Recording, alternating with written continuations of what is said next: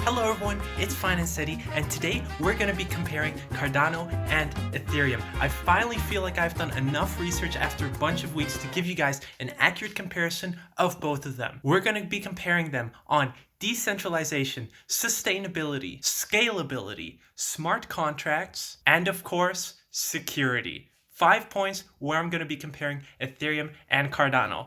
Let's get right into it. Point number one we're talking about is decentralization. What does decentralization mean? Well, it means that the power rests within the individual users of the network. I'm going to give Ethereum an 8.5 for this because Cardano has a slightly better solution, and the incentive mechanisms of Cardano are a little bit stronger, pushing towards decentralization. So with Ethereum, right now, it works on a proof of work model, which means that every miner on the network is simultaneously working together at the same time to actually maintain the Ethereum network. However, because the equipment is so expensive to do this, well, what ends up happening is that only specific people who control huge amounts of computers are able to act as people who maintain the network. So the power gets kind of concentrated with those people because the computers are very expensive, and in order to have a predictable kind of flow of rewards, you need a large quantity of computers. So that's going to be the first hit to Ethereum,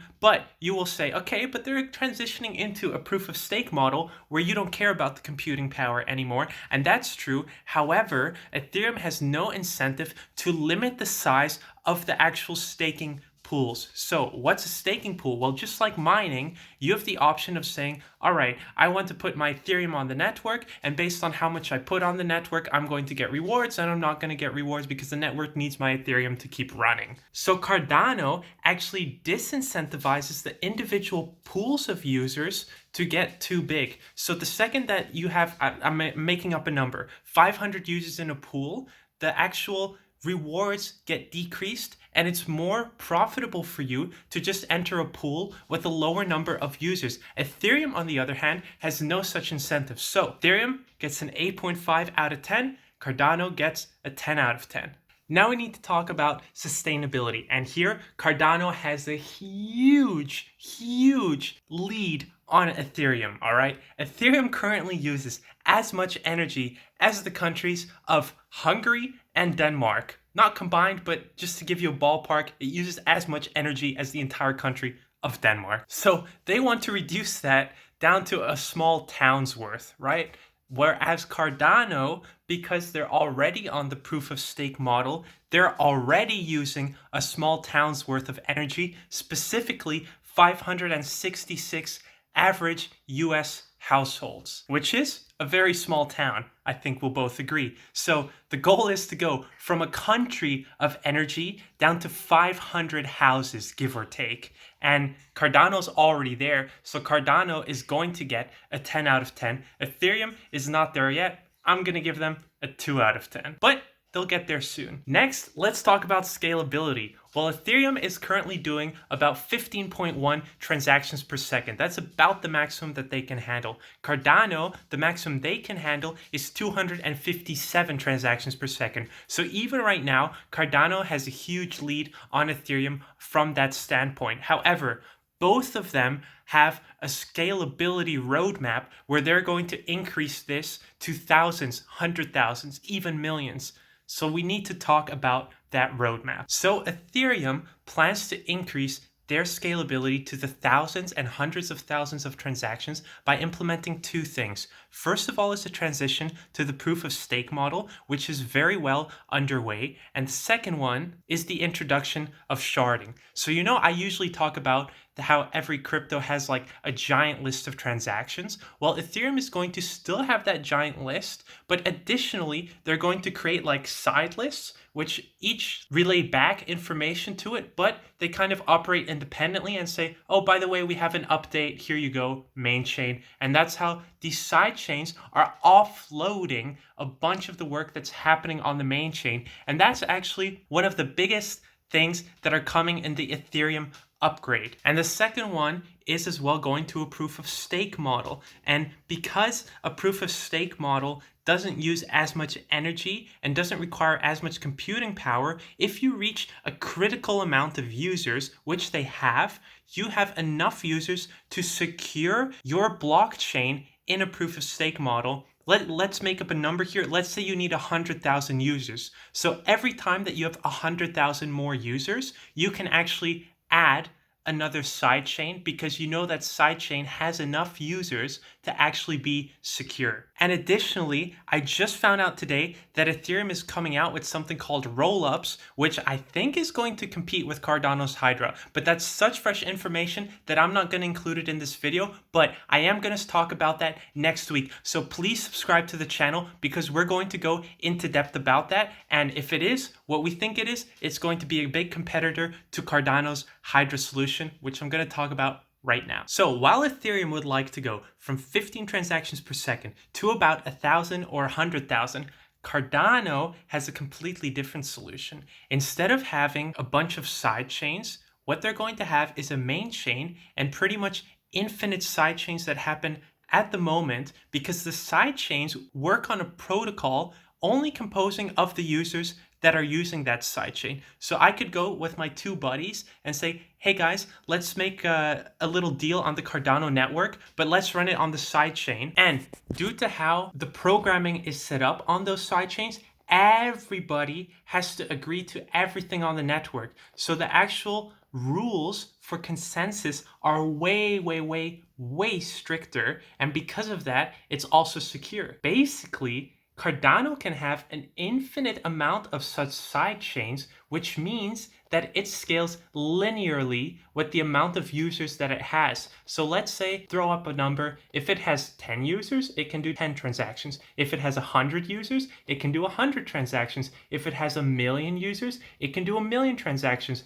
And apparently, they've stress tested that system already all the way up to about 1,000,000 transactions per second. Now, I think that's a little bit optimistic because these sidechains still have to relay back to the main chain. And I think there is where the bottleneck is going to be. But I do think realistically that this is going to bring it as well to the hundreds of thousands of transactions. So right now, I would say Cardano is in the lead when it comes to transactions per second. But once the improvements are complete, they're both going to be pretty much equal, especially until you consider, again, Cardano is one step ahead here, that they are also looking into implementing sharding. So they will have this crazy Hydra solution, is what they call this peer-to-peer sidechaining that happens all over the place.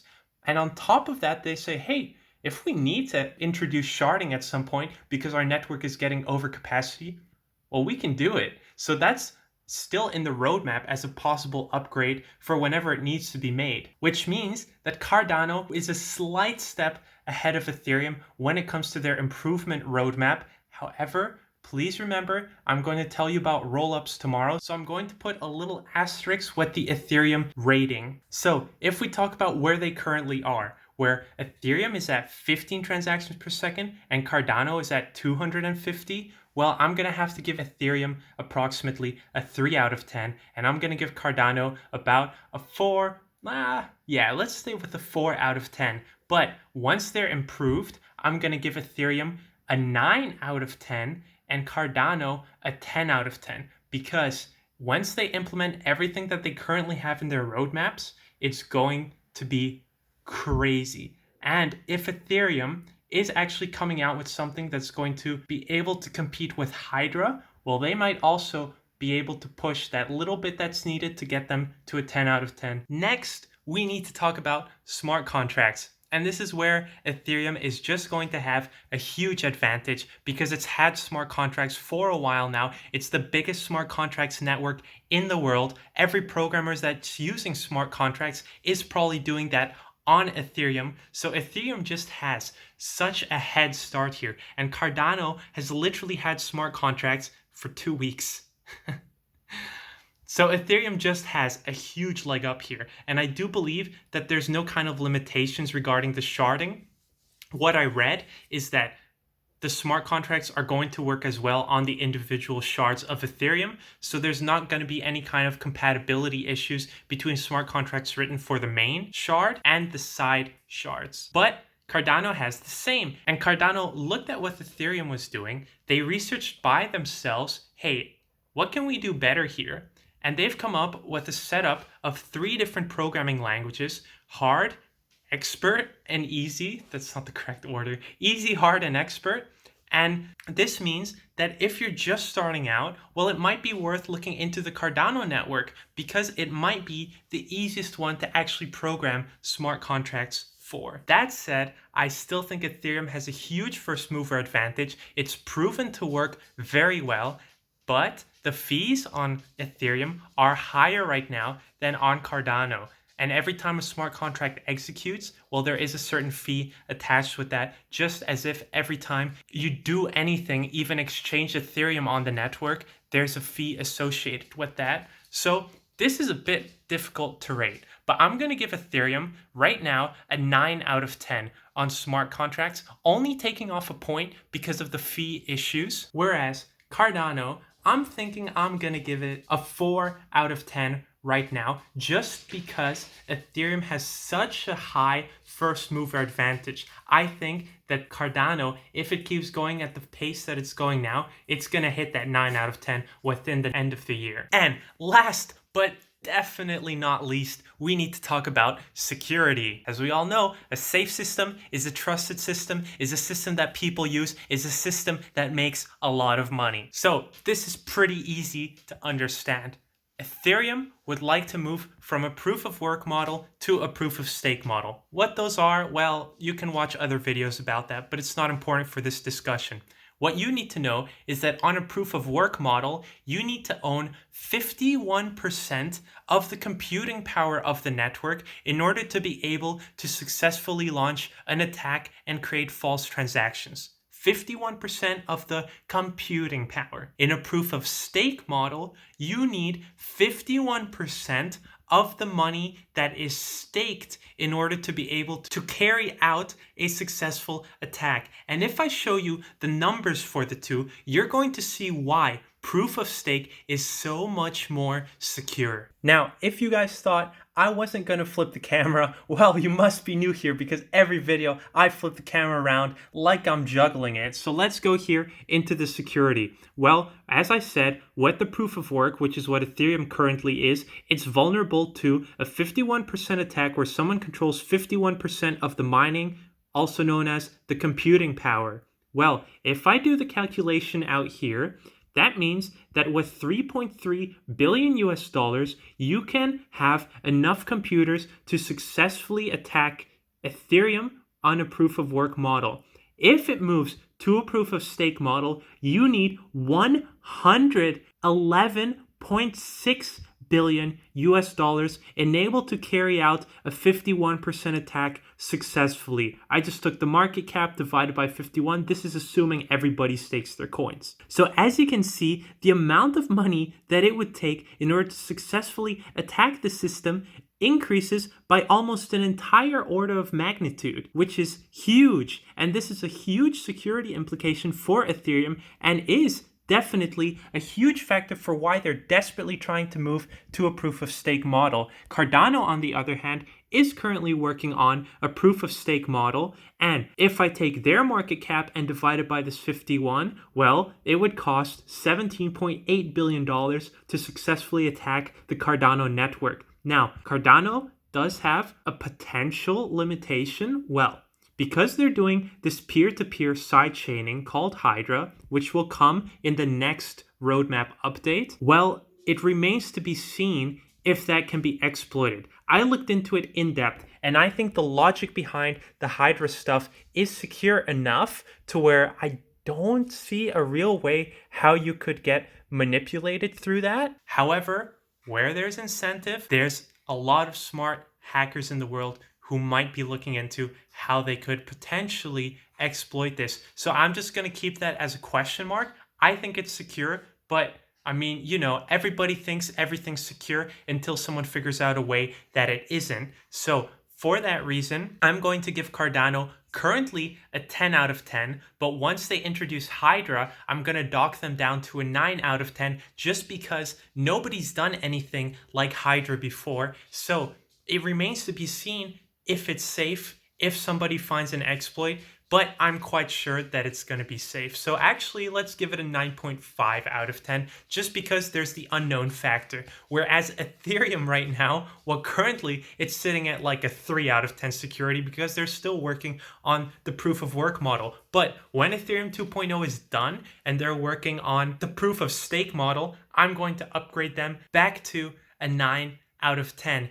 Because I'm going to leave 1 point off as well. And this as well, I guess, applies to Cardano, but not as much. Because as long as Cardano is using Hydra, they're going to have enough transactions per second where they don't actually need to do sharding. But if Cardano were to introduce sharding, then I'm going to apply the same minus for the same reason that I'm applying it to Ethereum, which is every time you create a sidechain, you need a certain amount of users using that sidechain in order for it to be secure. And if you're not able to maintain that critical amount of users that you need to keep it secure, well, then your security drops. So that's the only reason why I'm going to take 1 point off from Ethereum. As long as they can maintain the minimum amount of users needed, well, it's a 10 out of 10. But the second, for whatever reason, the users were to drop off, it would drop off as well and be a little less secure than it was before. That said, guys, I've not been writing down these numbers, so I'm gonna have to scroll back through the video. But basically, let's do it like this because I'm pretty sure Cardano is ahead by at least a little bit. I'm gonna put here Cardano and Ethereum in their current state and how I would rank them overall. And I'm gonna put over here Cardano and Ethereum once they've completed both of their improvement roadmaps, which should happen sometime by the end of 2022. I think they're both going to be ready around then with the set of upgrades that are relevant for this discussion. And from that moment, this is the rating that would apply. So this video is a little bit future-proofed for anyone thinking about the longer term. That said, I think right now Cardano is a little bit ahead in some areas and Ethereum is a little bit ahead in other areas, and it's not clear which one of them is actually better right now. But in the future, it becomes even less clear because a lot of solutions that they're both implementing, have implemented, are going to implement are very, very, very similar to each other. And I would be surprised if this improvement numbers aren't very, very, very close to each other. And at that point, it's basically a race of who is able to get more users than the other. And it will only be clear a couple of years after that which one of the two is actually king. So that said, guys, right now, it's still very, very, very early phases for us to make any kind of concrete conclusions on whether Ethereum is better than Cardano. I laid out everything you needed to know to come up with your own conclusions in this video. If you appreciate that, please, please, please like and subscribe, because every time I'm not talking about the trading charts, YouTube is actually punishing me for the algorithm. I have no idea why. So if you think this type of content is valuable and you want me to come to you with this kind of fundamental analysis as well, please smash up that like button so YouTube knows that this is also good quality content that needs to be pushed out to other people. And if you got smarter and you watched all the way to the end and you think I've earned it, please hit that subscribe button. I'm coming out with videos as often as I possibly can. So guys, stay tuned. We're going to be talking about Ethereum rollups next week. So please, please, please stay tuned and see you in the next one. Bye. Thanks for watching.